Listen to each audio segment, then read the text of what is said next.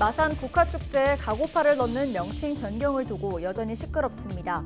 명칭 변경을 결정하는 조례안이 창원시의회로 넘어왔지만 여야 의원들이 날선 신경전을 벌이고 있습니다. 이번 주 비가 내렸다 그치기를 반복하고 있습니다. 주말까지 비 소식이 있지만 다음 주에는 다시 폭염이 시작됩니다. 자세한 날씨 전망을 이슈앤피플에서 짚어봅니다. 우리 지역 국회의원들의 활동 소식을 전해드리는 국회는 지금입니다. 1호 법안 발의를 비롯해 지역 곳곳에서 바쁘게 활동하고 있는 경남 국회의원들, 국회는 지금에서 만나봅니다. 올해 상반기 경남 지역의 화재 발생 건수와 재산 피해가 지난해 같은 기간보다 감소한 것으로 나타났습니다.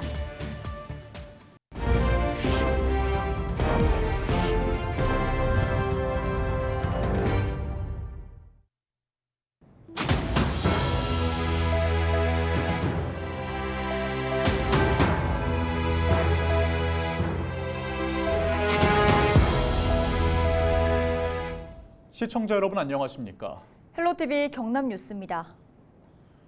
지난 2일 헬로티비 뉴스에서는 올해 마산 국화축제에 가고파라는 단어를 넣는 명칭 변경을 둘러싼 지역사회의 첨예한 갈등을 보도해드렸는데요. 명칭 변경을 결정하는 조례안이 창원시 의회로 넘어왔지만 상임위원회부터 여야 의원들이 날선 신경전을 벌이고 있습니다. 보도에 표영민 기자입니다. 창원시의회 문화환경도시위원회 회의장. 국민의힘 의원들의 요청으로 18일 매듭 짓지 못한 마산 국화축제 명칭 변경 조례 개정안 심의를 위한 상임위원회가 소집됐습니다. 하지만 회의는 5분 만에 정회됐습니다. 정순욱 상임위원장은 해당 조례 개정안이 조례 처리를 위한 45일 기한을 넘기지 못해 의사일정 변경이 필요하다는 이유를 들었습니다. 의사일정 변경을 논의한 후 회의를 진행하겠습니다. 심도 있는 의사일정 변경 논의를 위해 정회를 선포합니다. 일부 의원들의 항의가 이어졌지만 회의는 그대로 중단됐습니다. 국민의힘 의원들은 이름 등 단순 개정이 필요할 경우 조례 처리 기한 45일을 넘기지 않아도 된다는 예외 조항을 들어 반박했습니다. 조례안 상정 여부를 떠나 위원장이 직권을 남용해 논의 과정을 막았다는 주장도 제기됐습니다. 위원장은 해당 상임위 의원들의 이런 왜 우리가 정회가 되고 속회가 안 되는지에 대한 꾸준한 사유 요구에도 불구하고 아무런 이유 없이 본인의 입장과 본인의 권한만 강조하였습니다. 조례 개정안이 상임위 문턱을 넘지 못하면서 올해 마산 국화축제 명칭 변경은 불투명해졌습니다. 국민의힘이 시의회 다수당을 차지하고 있지만 본회의 상정 자체가 물 건너갔기 때문입니다. 또 9월 임시회가 열린다고 하더라도 축제 준비 기간을 고려하면 쉽지 않은 상황입니다. 친독재 행보를 보인 작가의 작품명을 축제 이름에 붙인다는 것을 둘러싼 지역사회의 갈등이 시의회에서도 되풀이되고 있습니다. 헬로티비 뉴스 표영민입니다.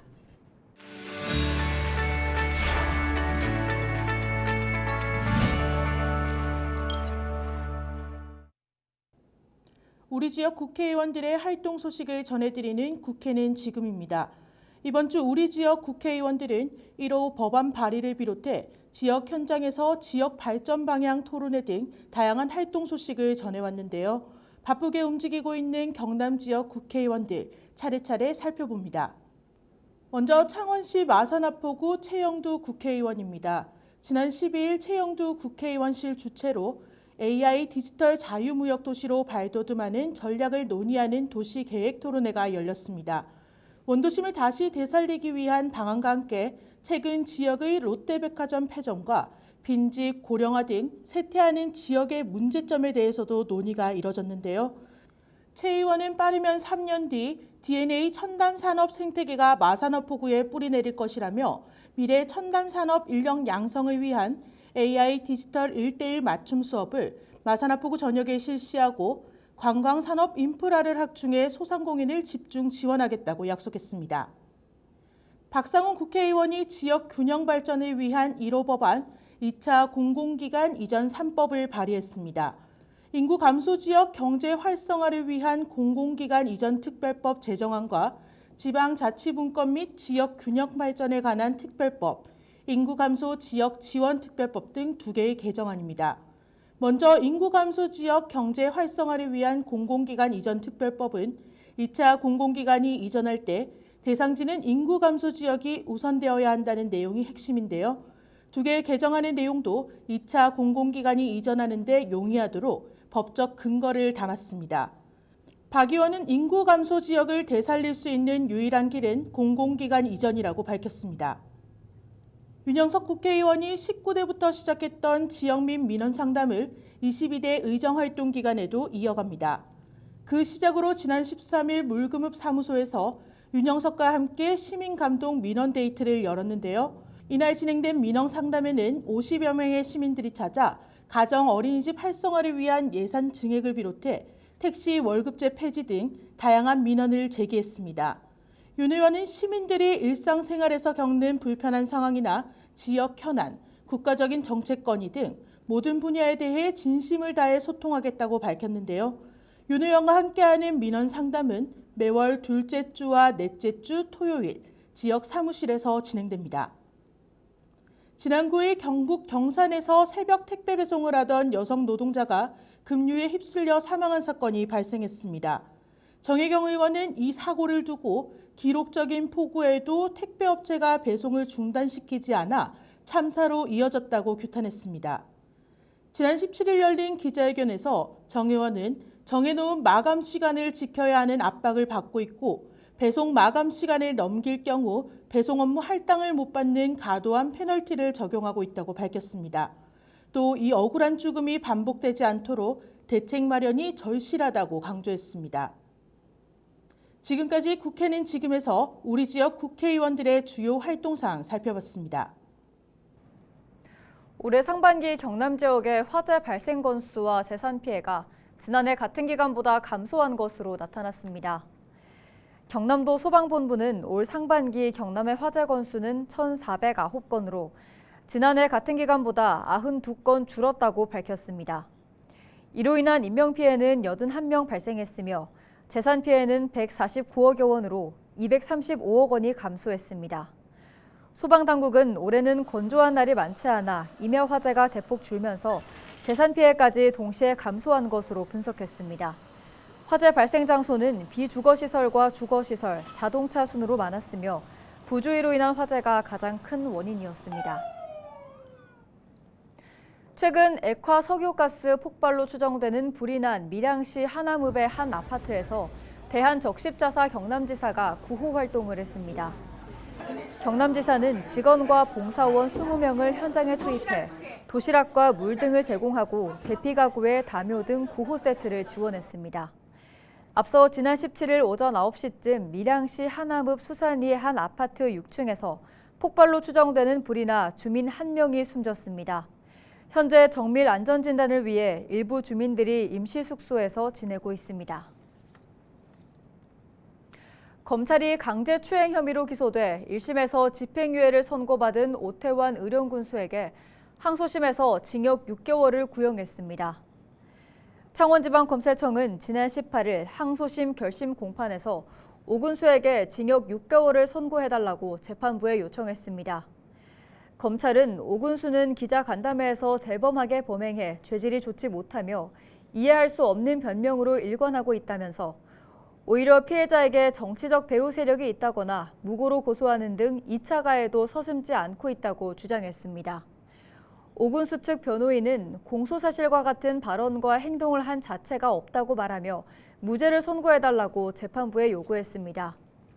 앞서 오 군수는 지난 2021년 6월 의령의 한 식당에서 열린 기자간담회에서 여성 기자를 성추행한 혐의로 기소돼 1심에서 징역 6개월에 집행유예 2년을 선고받았습니다. 현재 오 군수는 공직선거법 위반 혐의로도 재판받고 있습니다.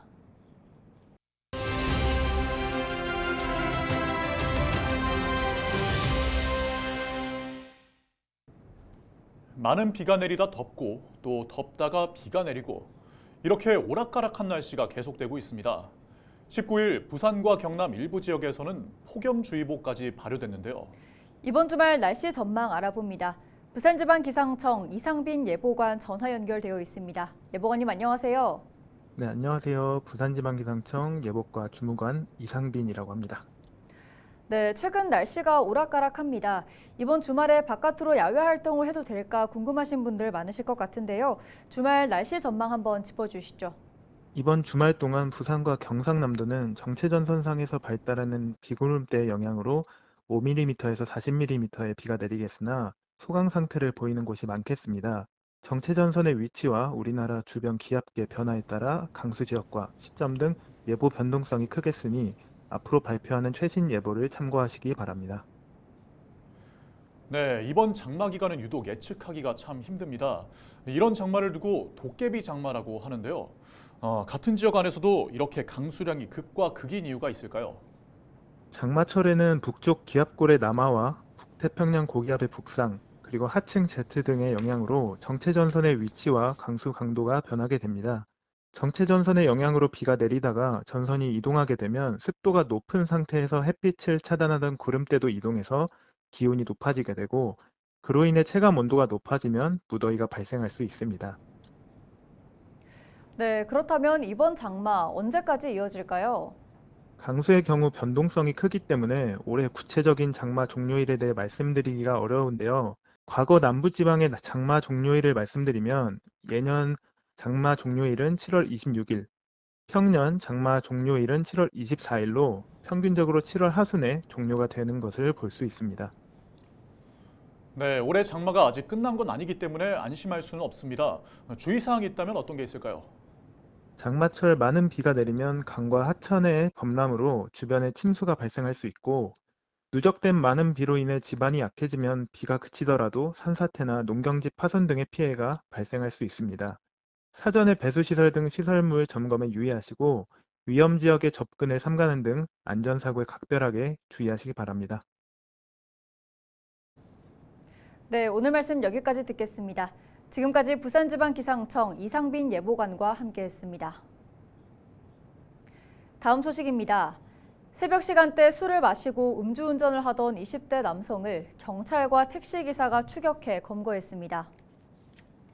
19일 새벽 2시쯤 부산 진구의 한 도로에서 휴식을 취하던 택시기사 A씨는 차선을 넘나드는 승용차를 발견하고 음주운전을 의심해 112에 신고를 한 뒤 추적에 나섰습니다.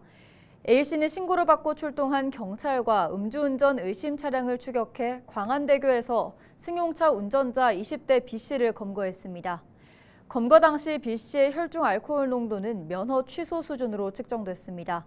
경찰은 택시 운전기사 A씨에게 표창장을 수여할 예정입니다. 19일 오전 부산 해운대구에서 승용차가 상가로 돌진하는 사고가 발생했습니다.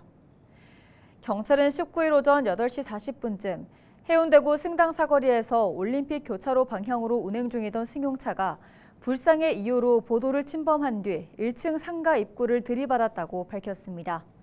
운전자는 60대 여성으로 음주운전은 아닌 것으로 확인됐으며 경상으로 병원에 이송됐습니다. 사고 당시 해당 상가는 영업 전으로 인명피해는 없는 것으로 확인됐습니다. 통영시 욕지도지구 도서지역 식수원 개발사업 준공식이 19일 진행됐습니다. 욕지도지구 도서지역 식수원 개발사업은 총 사업비 330억 원 규모로 지난 2018년 1월 착공한 후 6년 만에 공사가 완료됐으며 식수댐과 정수장을 확장하고 송수관과 배수관, 배수지 4개소를 신설했습니다. 이번 사업으로 욕지도와 연화도, 산노대도 등 5개 섬에 거주하는 2천여 명의 주민들은 깨끗한 물을 안정적으로 공급받고 가뭄 해결에도 큰 역할을 할 것으로 기대를 모으고 있습니다. 배우 송지효 씨가 해양경찰청이 주관하는 SOS 구조 버튼 누르기 릴레이 챌린지에 참여했습니다. 한철웅 통영해양경찰서장의 지목을 받아 챌린지에 참여한 송 씨는 해양 활동 중 위급 상황 발생 시 구조신호 보내기와 구명조끼 착용 등 해양 안전의 중요성을 강조했습니다. 이상으로 뉴스를 마칩니다. 함께해 주신 여러분 고맙습니다.